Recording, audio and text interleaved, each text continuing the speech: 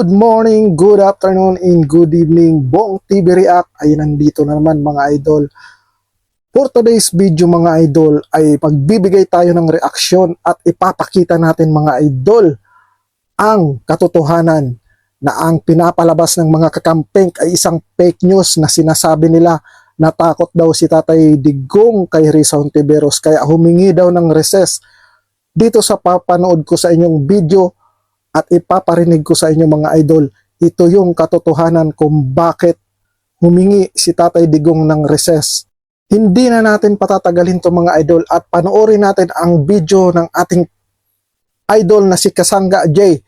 Idol Kasangga J, ano nga ba yung magandang balita at ipaliwanag mo nga sa mga kakamping at sa mga bangag kung bakit humingi ng recess si Tatay Digong. Pasok, Idol Kasangga J. Can I ask for a recess of just It's all right, Mr. Chair. Yes. Why did President Duterte ask for a quick break? Was he nervous about Risa Hontiveros, like the Kakampinks claim? That's fake news again, and I'll tell you the reason why. Do you assume responsibility for the death of Kian De Los Santos? Mr. No. Chair? No. How about si Carl Alam mo ma'am, Anthony Nunez? before you rumble on those many things, No, I'm not rambling, Mr. Chair. Very specific yung mga tanong ko. the specific ang law, guilt is personal. Now, what is guilt is personal. This phrase reflects a legal principle which means only the person who committed the crime can be held accountable for it. Responsibility cannot be transferred to others. And of course, Risa doesn't know this since she hasn't studied law like Duterte has. Tanong ka muna ng abogado. Okay lang po. Kayang-kaya kong magtanong sa abogado. Sige, tanong ka itanong muna ko ngayon po. before we proceed. No. Hindi tayo I magkakaintindihan prepared dito. these questions with my Guilt legislative is staff. personal. Yes, it's very personal. So,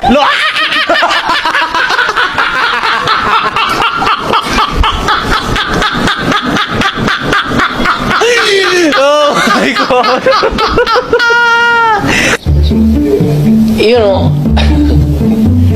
ma'am, can I ask for a recess of just a It's few all right, minutes? Mr. Chair. Yes. Hearing suspended. Can the chair talk to the senator? So now you know. The reason Duterte requested a recess was to save her from further humiliation because of her ignorance. The Kakampinks tried to trick everyone into believing Duterte was scared of Risa. Little did they know, they were the ones being fooled by the spliced videos Risa posted on her TikTok to make herself the main character. Honestly, I don't blame her. I'd probably do the same in her shoes. But come on, Kakampinks, do your research next time or let us DDS educate you. Hindi mo nakuha yung policy ng presidente. nakuha ko po policy I maker was din po talking ako. about the policy. I take full responsibility. Yung sinabi ko na war on drugs.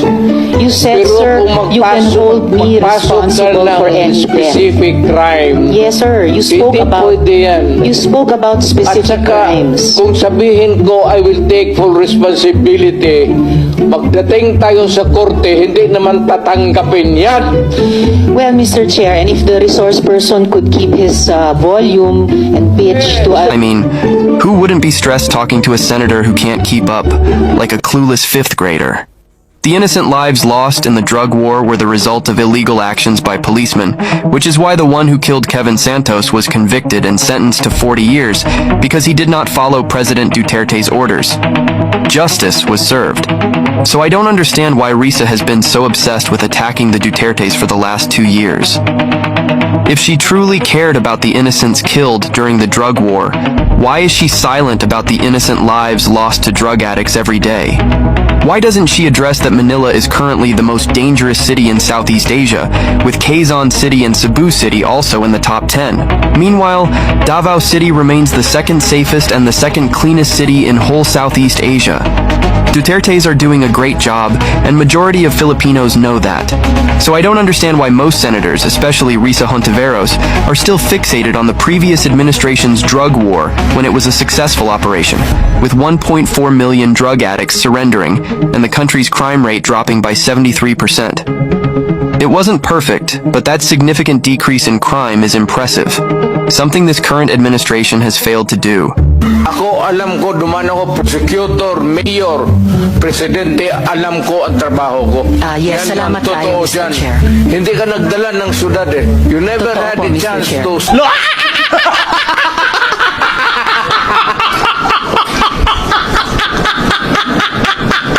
Hindi ka nagdala ng syudad eh. You never Totoo had po, a Mr. chance Chair. to solve the problem of a community. Silence, please. So mas okay Walang pong trabaho. patayin sila kesa Wala ipreso akong sila. pakialam dyan sa kriminal, ma'am. Yes, Mr. Yun ang Chair. gusto nilang mangyari.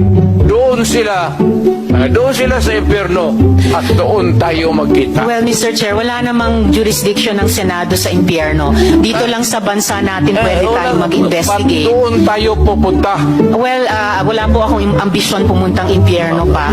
Pero Mr. Chair, ang hirain punto kita, lang ma'am. ito, ang punto lang...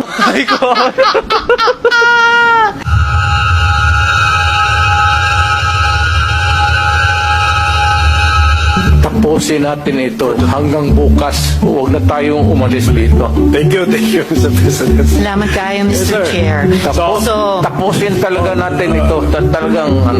Tapusin natin ito dito ngayon. Huwag tayong umalis dito hanggang umaga. Umabot man tayo hanggang umaga bukas. Huwag tayong umalis dito. Tapusin natin ito. Okay, Mr. President, we are priority. So ayun na nga mga idol, napanood at narinig nyo naman kung paano pinaglaruan ni Tatay Digong itong si Risa Hontiveros na nagmamarunong, kala mo naman may alam sa batas.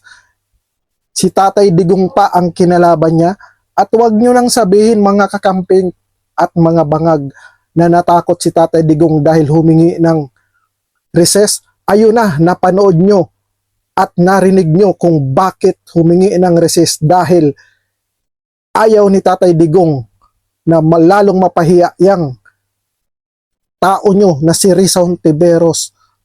Kaya humingi siya ng recess at para naman bago siya magbigay ng mga salita ay may kunting alam siya. Hindi nyo nakita, tinuturuan siya ni Tatay Digong. Ito kasing kakamping at bangag nag-join force na talaga tong mga to eh. Kaso lang, wala, puro scripted ang mga ginagamit. Pagdating sa Senate hearing, pagdating sa Quadcom hearing, puro scripted ang mga tanong po. Nagtataka lang ako sa iyo, Madam Risa Hontiveros. Bakit sa tuwing hearing, ang mga dinidipinsahan mo lahat kriminal? Ni minsan hindi pa kita nakitang dumipinsa ka sa mga biktima ng mga kriminal. Bakit nga ba talaga? Kala ko,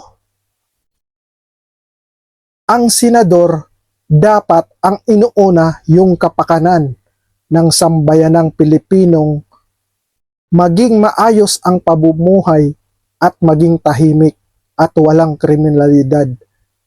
Pero ikaw, baliktad ang ginagawa mo. Kung sino pa yung kriminal, yun pa ang pinagtatanggol mo.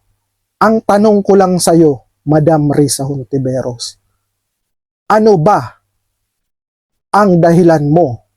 Bakit mo pinoprotektahan kung sino pa yung kriminal? Hanggang dito na lang po mga idol ang ating usapan. At maraming salamat po sa mga bago nating subscriber at sa mga datihan nating subscriber. And of course, maraming salamat po kay Kasangga J sa pagbigay ng katotohanan.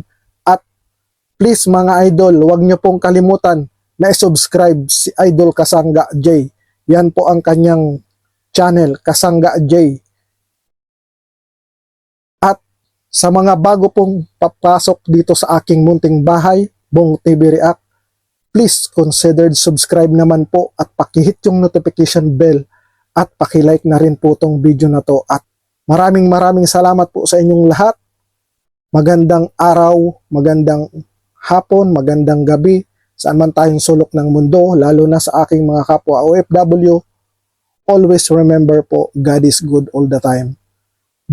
God bless you all, and Bong TV is now signing off.